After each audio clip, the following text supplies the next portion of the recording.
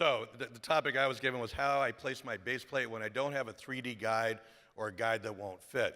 Or in other words, how anyone over 45 learned how to put in a reverse shoulder replacement in the first place. Here's my disclosures.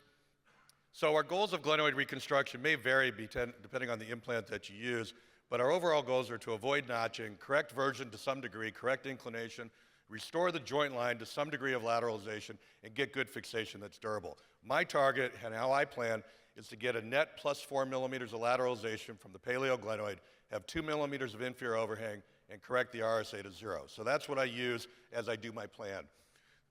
Planning has been great. The 3D software that all the companies have is nice. We have these great transfer guides that allow you to take that plan and accurately produce it in the operating room.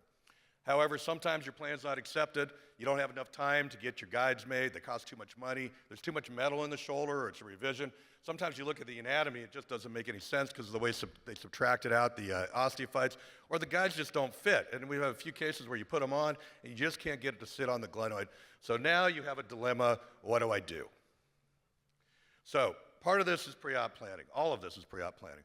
You need to know what your version correction is, not the measurement, but how much you're going to correct too, so you can get good seating of your central fixation in the bone. You need to determine how much correction of inclination you're going to do. And then I like to look at the relative position of where my pin's going to go from the anterior glenoid and the inferior glenoid. And then I draw these crosshairs from the top to bottom in the center and back to front in the center, and use that as a reference point to trust and verify and measure from. My plan, I'll measure directly how far I am from the inferior glenoid from my pin and how far I am from the anterior glenoid, and I'll take all that information into the operating room with me. The next thing is exposure. Sorry, this is a little fast, but I only got 5 minutes. Get the labrum out,